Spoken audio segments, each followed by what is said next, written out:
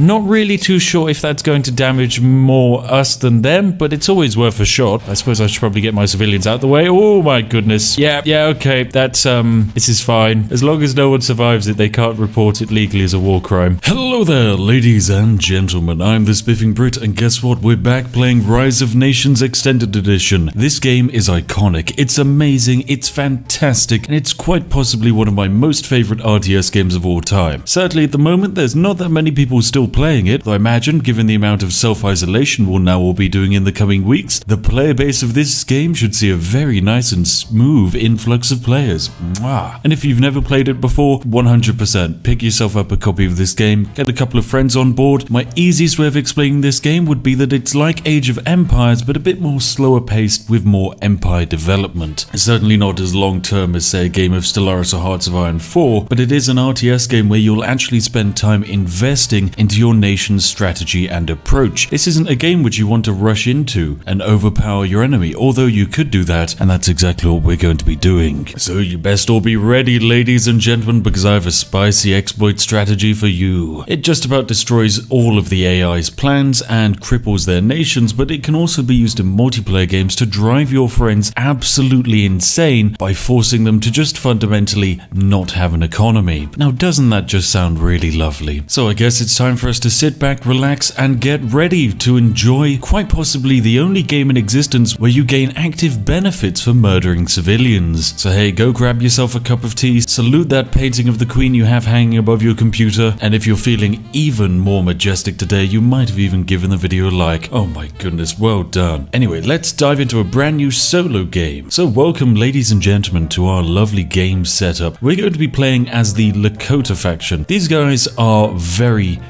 unique in that they can't actually build half the normal things in the game. They have the power of the plains on their side, and the power of the plains is downright stupid. Unlike all other civilizations in the game, these guys can't grow food. They also love to raid, and they're all about spamming ranged cavalry just about everywhere. Quite often they're looked down upon by a lot of players for not actually being that useful. But then again, in this game, just about every faction is ridiculously overpowered if played to one precise degree in standard. And when I say every faction, of course I mean not the French. The French are never good. The Lakota, on the other hand, now these are some spicy bad boys. So we're going to be throwing ourselves into a very simple standard game of Rise of Nations. This strategy does kind of work on any setup with any amount of players, AI or other, but depending on the setup, it might change the way in which you actually approach this. Now, I've gone for the city center start, and what this means is that we spawn into the game with a city center, and that's genuinely it. We have nothing else to add, excluding our lovely 4 little citizens who can run about the map. They are okay, to say the least. They're not the best units, they're not the worst, but they are certainly very useful because we're going to be able to use them to gain exceedingly wonderful powers over the AI. So we have our one scout who's immediately charging off towards the AI city, which will spawn roughly around about here. If you're on a 4v4 map, then players will spawn here, here, and here, and here. If you're on a 1v1 map, then they will spawn effectively directly opposite to you. This is fantastic news for us because it allows us to kind of cheese the game a little bit. Oh, and there we go, we've got our first research up and running. Now, as the Lakota, we don't actually gain resources from farming. We can't even build farms of food. Instead, we have to gain resources entirely from just having men exist. Oh, and we've discovered the enemy capital of Istanbul. Lovely. Now, as the Lakota faction, we're very unique because we don't actually comply towards national borders. Borders, in our opinion, don't even exist. So what does this mean? Well, it means we basically need some food and then we can build a second city. So we're immediately researching our first civic tech, allowing us to build a second city, and then we're going to slam and place the second city down as close to the enemy as we can. Other civilizations aren't able to do this for the sole reason that they can't build outside of their own borders. An exception is made, of course, for our faction, who can build effectively anywhere they like, provided it's not into the enemy. So we're building a lovely small city right about here. So there we go, our new city is formed, and what that means is we push the borders closer towards the enemy players. This is actually really important for us. With, of course, our remaining citizens, we can just get them set up to start harvesting as many resources as possible. Remember, the more citizens we have, the better, because more citizens means more food, and this is our only way of gaining food, is just having more citizens. Now, the AI has decided to settle a forward city right here over in Iznik, and that's great for them, but they've actually made their first big mistake. They are going to be regretting this one, trust me. Now, the reason why they should have never chosen to settle there is that this is in range of one of our cities. What do I mean by in range? Well, we don't actually have a physical reach over Iznik, but we very easily can. What I mean by this is that we're able to actually build towers which are close enough to shoot the city center of Iznik from the comfort of our own borders. This is slightly broken because it means we can hit the AI and they can't hit us. Yes, this is perfectly balanced, trust me. Oh, and of course we just so happen to settle next to some obsidian, which means archers, towers and forts and cities gain +1 attack. Nice. So our tower setup over here is immediately sniping away at this small city bordering us, but we can actually get even closer by building, say, a temple, and also researching the next civic level, allowing us to build another city. So there we go, our temple is constructed, pushing our borders even closer towards Iznik. What this allows for is yet another tower even closer towards Iznik, allowing us to bombard the peasants before they can even build their little farms. Oh no, you thought it was safe to have your citizens walking out and about inside your own borders. You were greatly mistaken, Mr. Medmet. Oh no. Yes, our lovely towers are just focusing on the poor little civilians as they walk through their own lands. Oh, and of course, you know what time it is? It's time to build yet another city even closer towards the enemy capital. Though actually, it's probably best we attempt that after we take this small city sat next door to us. So let's build a barracks allowing us to capture the city very early on. Oh no, I feel sorry for all the citizens. Because of what we've got set up here, basically the entire economy of this city here is useless. They just fundamentally can't do anything. Now, we're going to send our citizens in to actually bombard the enemy city. I mean, we have actually almost taken it. Oh no, the AI are building a barracks next door to us. Whatever are we ever going to be able to do to counter that? Well, it's okay because our tower is going to simply destroy it before it's able to actually get finished. Yes, this is fair. This is very fair, isn't it? Anyway, Iznik is ours. Now, normally, when you capture a city, it goes through a process of assimilation. When it's assimilating, it's not technically within our borders, so we can't actually build on it. The exception is made to us, of course, because it counts as no territory, allowing us to construct whatever we like there. In our case, it means we can build a second temple sat down right here next to one of our existing cities for some unknown reason. So there we go, the temple is built and the assimilation is currently ongoing. Lovely stuff. Yes, there we go, perfect. We've kind of broken the AI at this point because they're not really sure how to respond. They have built another city over here, but it's not really going to matter because very shortly we're going to actually take complete control of the enemy capital city. And there we go, Iznik is ours, allowing us to push our borders even closer towards the enemy. Now what we're going to research is level 3 feudalism, allowing us to build yet another city, allowing us to get even closer towards the enemy. Oh, and we've just researched religion, meaning our borders encroach even further. Very nice. And the other thing our citizens are going to be building is a lovely little lookout post, allowing us to spy on the enemies so that we can see everything that they're up to in their own little borders. Not that they're particularly able to expand anymore because of how much we've kept them trapped in. Now, one of the things we can do with our immense wealth is just build a fort as close to the enemy as feasibly possible. Like right here. You see, this fort will allow us to push our borders even closer towards the enemy. Oh no, the AI are attacking me. Whatever shall I do? Well, it's a good thing that I can just research and send in better units to defeat them because my resource production is more than theirs. Not that it's particularly high, but it is certainly built for rushing. And there we go, with the fort built, our borders expand even closer towards the enemy, allowing us to immediately take control of the die which they had. Now, one thing we can do is just spam out a bunch of ranged cavalry. These units aren't necessarily the best at the game, but they are very unique because for every hit they do, they gain 1/3 of a building's production. It's very complicated how the maths actually works out, but what it means is that you can send this unit to harass and destroy the enemy's economy, whilst also boosting your own economy, effectively making raiding actually very viable. So there we go, every time we hit this lovely little wooden hut, we gain a bunch of resources from it, and we can even hit the enemy buildings from the comfort of our own borders. That's how great these borders are. Oh, I love this game. Now, we are currently researching despotism, which increases our plunder bonus, which is very nice. Oh my goodness, because we've researched despotism, our borders have just gotten even closer. Oh, this is just looking so much fairer. Yes, oh, forgot civic level 3 push borders. Now, this allows us to build yet another city. Naturally, we're going to build this city so close to the enemy's borders, we're going to basically be able to touch Istanbul. Oh my goodness, this game. And of course, it's time for us to spam out even more crazy overpowered raiding horse boys who are just going to sit in our own territory and bombard the defenses of the enemy. Oh, and there's our brand new city built, allowing us to push the enemy's borders right into the enemy. Don't forget to build those temples in your own lands, of course, though. What's that? A temple in Istanbul that we can just just destroy, of course, we'll do that. And we can build some towers, can we? Right, let's quickly buy some metal, and then we can just slap down a tower right here. This is a tower which can touch the enemy city, the enemy's capital city. God damn it. Oh, this game, I love it. It is just so stupid. This is just so unfair. The AI are just forced to spend so many of their own resources trying to build units to send into our own lands, but they just can't do anything. They really can't. And with the level 4 research completed, our borders push even closer towards the enemy, allowing us to build a keep slap bang right here next to the enemy's barracks. So now we're going to be able to hit the enemy's barracks from the comfort of our own borders. We can also pick up the fortification research, making our forts increase their national borders so that we push even closer to the borders of Istanbul. Another thing we can build is the legendary wonder of the Colosseum. This improves national borders by +4, which, as you can guess, is a very useful thing to have. Oh, and the Colosseum is almost complete. Yes, when this is complete, our borders will just be downright stupid. I love it. There we go. It's almost done. 80% complete. Istanbul, your borders are no longer safe, my friend. There we go. The Colosseum is complete. Our borders push forwards even further. Lovely stuff. Oh my goodness, we are just absolutely ruining the enemy from here. So we've set up a tower over here which is able to shoot the enemy temple from the comfort of our own borders. The enemy stable over here is almost actually in our own terrain. So we're actually going to probably build a forward keep just sat next to the enemy border over here so that we can destroy its stable given time. Oh my goodness, what a mess. What an absolute mess.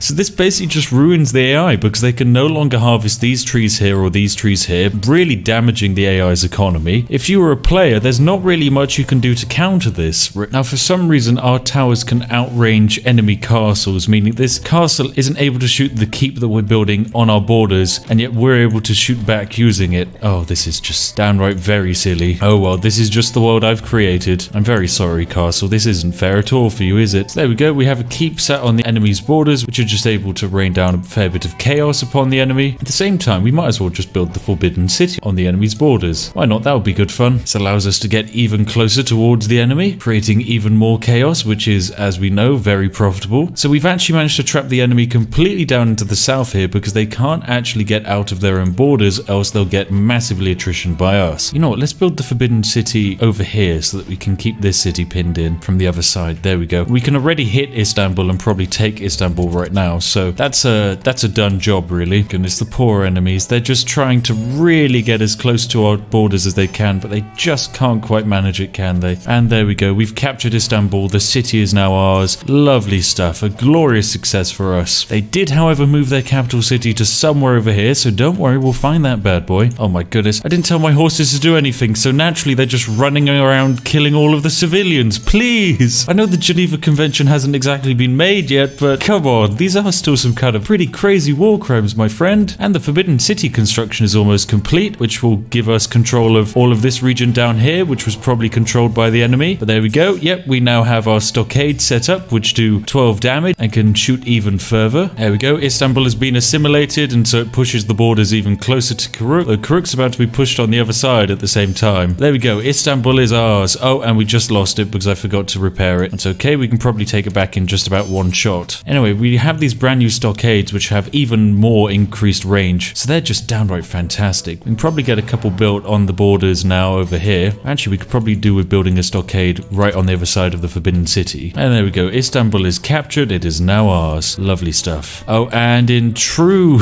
civilization fashion, we are currently using Fusiliers riflemen against hoplites of the ancient era. Yes, this is fair. Oh, and of course we've built a massive fortification which is able to hit the small city of Karuk from the comfort of our own homes. Can we build something even sillier like a temple just right here? Of course we can. Lovely stuff. So yes, we can outrange the enemy cities, meaning we can hit them from basically anywhere. Also, our ranged cavalry now use guns, and everything they hit we gain resources from. This is just so stupid.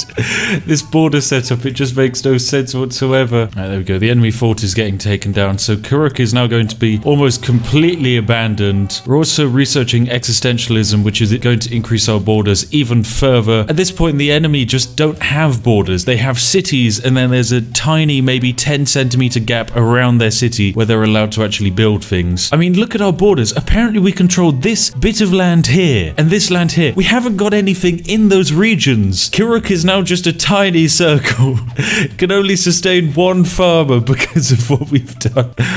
Oh, I'm so sorry. Actually, no, I'm not at all. This is exceedingly entertaining for me. Don't actually really need units. They're kind of useless. We're actually being quite successful with just not having anything. I actually forgot we can do all of these cool Senate things, yes, to improve our leaders. Yep, nice. Oh, and Karuk is now going to be ours. There we go. Suppose we could capture it. Or not. We could just keep bombarding it for fun, I guess. No, that sounds much better. Yeah, I'll just kill a couple of civilians whilst I'm here. Do. Shoot. Oh, we accidentally captured it just by walking in there. Fantastic. Do you just miss the civilian? You guys are terrible shots. Anyway, we're now a monarchy. Yep, the borders are looking good. You know, seeing as we have some civilians over here, how about we put them to good work? Build the Red Fort. Pretty crazy. Can't be built too close to other cities. That's fine. We'll build him right there. There we go. Lovely Red Fort. All right, send a bunch of civilians over there to do that. We have just completed most research as well. What should we do with all of our bombard artillery? I'm not really sure. I'm interested to see what city the enemy has set up over here, which is causing my borders to freak out in such a strange way. There we go. We've completed the research of electricity. The Turkish player is still using basic mines from what I can see. I'm pretty sure we're getting close to forming the United Nations, technically. International law. Oh, we definitely can't research that. That's never getting researched. That would actually slow down this game. We can't have that. I mean, I guess I can kind of just have my men build things. Like, we could always build the Statue of Liberty for fun. Porcelain Tower's always a good laugh. Oh my goodness. So there must be some kind of enemy city set up here because the Red Fort has just completely isolated it. I suppose the easiest way we can see this is with a scout-based air defense gun which has crazy vision. Actually, wait, we have spies. I forgot we have spies. We can just send them straight into enemy territories. Lovely. Yep, here's the city of Bebeski. Lovely. What a great little city we have. Whereabouts can we hit it from using our stockades? Okay, so we can shoot it from there. What about a city? Could we just put a city down next to them? Oh no, but we could build a city just right here. Yes, anything to force the borders into a stranger way. What's this? Are they trying to build the Hanging Gardens? Why did you try and build the Hanging Gardens next to a massive fort? It's a fully weaponized fort. All right, there we go. Let's build the temple again. I don't think we can even reduce the national borders beyond this point. I think this is just maximum. This is where the game says, okay, fine. This is as short as you can make it, Spiff. You've bullied this AI enough. Please, just let him live. He's never going to live. You know I can't let him live. And what's this? Oh, yes, we've unlocked the flamethrower. Yes, this is completely fine to exist. Yes, I mean, no national laws have actually been created that says you shouldn't have access to a flamethrower, so this is actually perfectly safe. Oh, yes, the flamethrower. He'll do perfect. Right, there we go. We can just walk our flamethrower boy in. What can he do? I'm actually interested. Yes, he's actually just resisting attacks. My goodness. All right, I'm going to require you to just walk and say hello to the fields. Yes, burn the fields. So we can do counterintelligence. We can get informers built, okay, so that we can see the enemy's research progress. What a great idea. Where is their library, actually? Do they even have a library? How are they able to research things? They've just got a university and that's it. Oh, I feel very sorry for them. So these guys can't even actually tech up because they don't have the building that allows them to tech up. Right. They just keep building universities, but it doesn't matter because you need a library. What are they doing? The AI is just completely balked. It's a unique situation, right? I'm going to build a stockade slap bang in the middle of both of these lovely places. And we're going to also take up to the modern age so that we no longer use stockades, we use bunkers instead. Oh yes, bunkers. This looks great. I would like to say something along the lines of we weren't the aggressors in this, but I know that's just a big fat lie. We were 100% the aggressors in this. There's just no counter to us. Absolutely no counter. There we go. We've completed the modern age. And that means our lovely little bunker has been built. Can we use you to just snipe the enemy caravan? Yes, we can. Lovely. But honestly, one of you isn't really enough. I kind of want multiple. Actually, wait. We could just build missile silos. I forgot about those. All right, let's build some missile silos. All right, so our bunker is currently sat here fending off waves of hoplites and slingers. Yeah, doesn't particularly feel very balanced, does it? I do quite like, though, that because we're in the modern age and the AI isn't, the roads are currently built on the understanding that we have tarmac this section here because it's in our borders, and yet it goes from glorious high-speed tarmac to dirt peasant road. Right, you know what? Let's build a missile silo. Why not? It's not. I somehow doubt it's overkill. Seems pretty fair. Oh, and cool. We can build a nuclear missile. Perfect. There we go. We have developed nuclear weapons. This is great news for us. Not great news for our enemies. Actually, I suppose it's not really good news for us either, because this is the only game in existence where you can just straight up end yourself with nuclear weapons. Speaking of which, I think it's time we destroy the enemy temple, which will get us even closer towards the enemy's borders. Oh and also we have a nuclear missile ready, so I guess we can just shoot that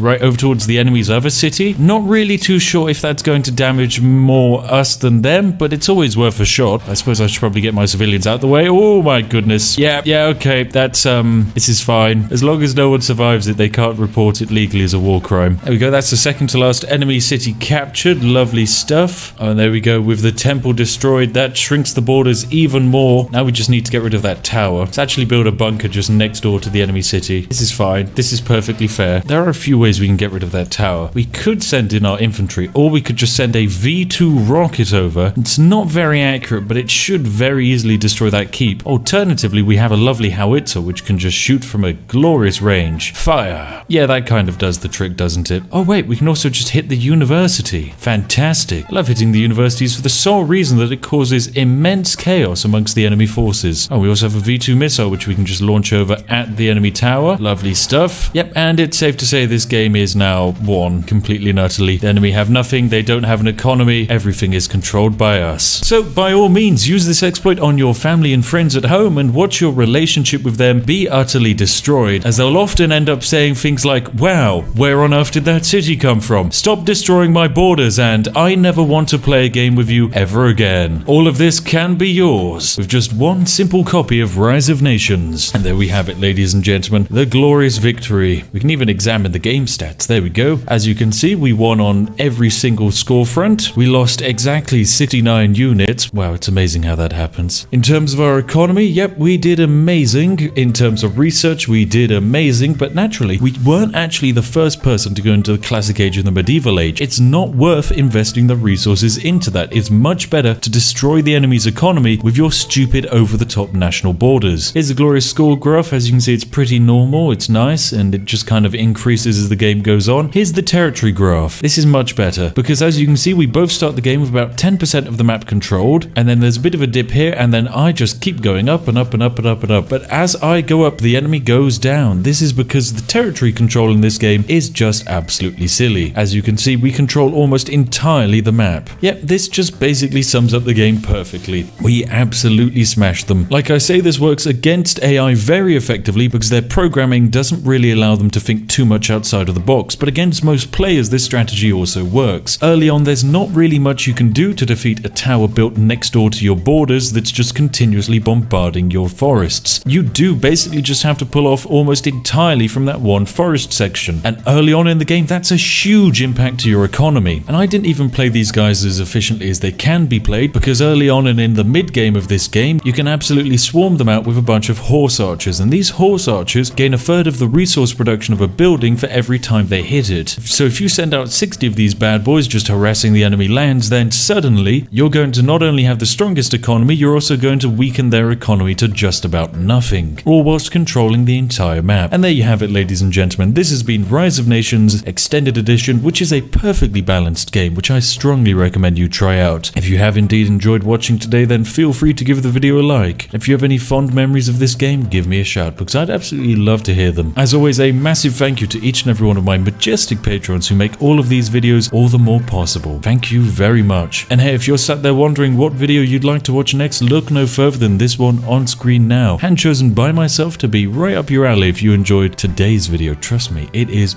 majestic. Anyway, I'll see each and every one of you in the next one. Have an absolutely lovely day, and goodbye for now.